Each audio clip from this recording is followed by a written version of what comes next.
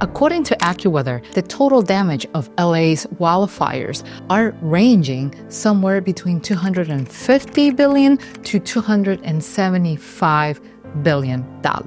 Meanwhile, CAL FIRE say at least 24 people have been killed, more than 40,588 acres burned, and 12,300 structures destroyed. However, a miracle seemed to have happened because the following properties were not destroyed like the neighbors were. One is this one that you see in the picture. There's also this other one, and even the palm trees came out without damage. And this one too. What happened in LA was devastating. Yet, wildfires is not something that only affects California. It can happen to any one of us, regardless of whether we're close to the woods or far away. So I decided to create this episode as a way to analyze what really happened with these properties. Was it the architecture? Was it the materials? What exactly these homes had that the others didn't have? And what can we incorporate into our existing homes so that we can protect ourselves from any possible wildfires? And here we have this article from Realtor.com. And let's dive straight into the nitty-gritty. Why do some homes survive massive fires? Well, so according to this article, the survival of homes while others around them were destroyed can actually be attributed to a mix of careful planning, structural integrity, environmental factors, and sheer effort. Firstly, homes that survive could just be made better, and with fire-resistant materials such as stucco, metal, and stone, and roofs made out of clay or metal. Windows could be double glazed, keeping them from shattering from heat and not allowing flames to enter the home. Seal gaps in walls will also stop smoke and fire from entering the home where it can spread and do more damage. And to reiterate, the choice of materials isn't just an aesthetic or cost decision.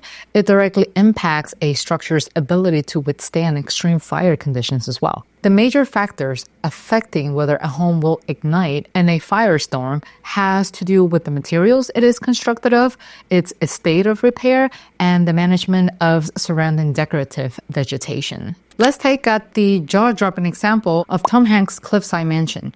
As the fire raced up in his Pacific Palisades bluff, scorching the homes above and below it, Hanks' $26 million home, which he reportedly purchased with wife Rita Wilson in 2010, appears untouched by the flames or smoke. Tom Hanks' Malibu mansion is a great example of how fire-resistant construction helps in fire-prone areas. Reports suggest the home features reinforced concrete and fire-resistant roof, both of which are highly effective against embers and heat.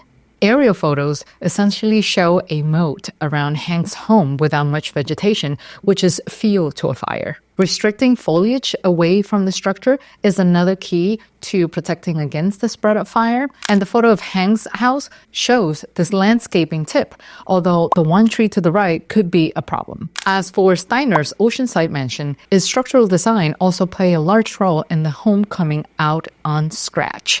David Steiner's Malibu mansion includes pilings driven 50 feet into the bedrock. While these are primarily meant to provide stability during seismic activities, they make homes more resistant to wildfires as well. A deeply anchored foundation resists heat-induced shifting or cracking in the ground, which could otherwise weaken the structure and expose it to flames or embers. Fires can loosen the ground under a structure to the point where gaps and cracks are formed in the home, allowing in embers. A landslide-resistant building is much less likely to have this happen. On the other hand, Saturday Night Live alum Bill Hader's Pacific Palisades mansion also miraculously survived. Aerial photos show how a stunning scene of homes razed by fire on all sides, while the Barry's actor's white two-story contemporary home with a guest house or garage to the side with solar panels on the roof is eerily intact. Now, let's talk about environmental factors, right? Because according to what we see here, Wildfires are influenced by factors like wind patterns, topography, and available fuel. In the Palisades fire, certain homes might have been spared because of these environmental factors. Hills and canyons can funnel fire differently, meaning some homes might sit in areas less affected by radiant heat or direct flames. And that's nice to see. But what happened to those homes that happen to be sitting in wildfire-prone areas and there isn't much that they can do to move the house, right? So I was doing a little bit of digging, and that's when the double glazed windows come into place. It might not necessarily stop the fire from coming in, but it could allow you some level of protection to give you enough time to react and get out the home safely. And so ideally, you will want to tackle all windows around your house in hopes that it could help you prevent any wildfires from coming in.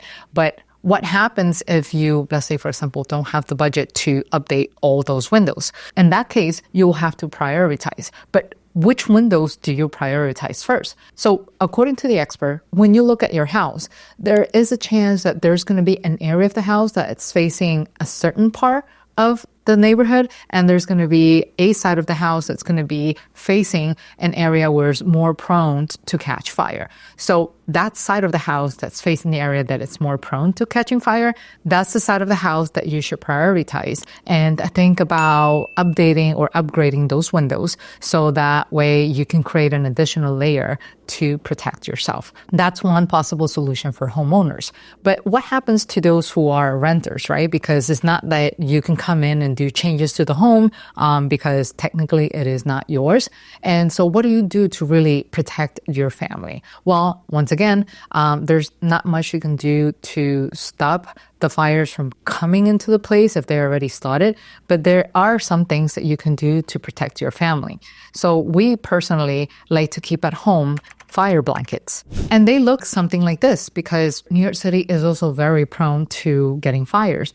And you don't want to catch yourself in a situation where you're sort of like trapped in your home, but maybe there's fire in the vicinity and you're trying to get out of the fire, but you have to go through the fire. So we thought about this, and so we decided to invest in a good set of fire blankets for Anthony and I. And they're not as expensive, and you can always keep it by the entrance of your home. Call it your apartment or your house. You can easily order them from Amazon. So it is a good housekeeping item to maintain at home. And that will be my 2 cents if you happen to be a family who is currently renting. Thank you so much for watching. If you're out in LA, please stay safe, and hopefully you can resume your normal life sooner rather than later. And since we're in the topic of constructions and making our homes, fireproof and stuff like that, here is an episode that you can check out that is along the topic of construction, and hopefully it will add a lot of value to you. I'll see you in the next video. Bye-bye.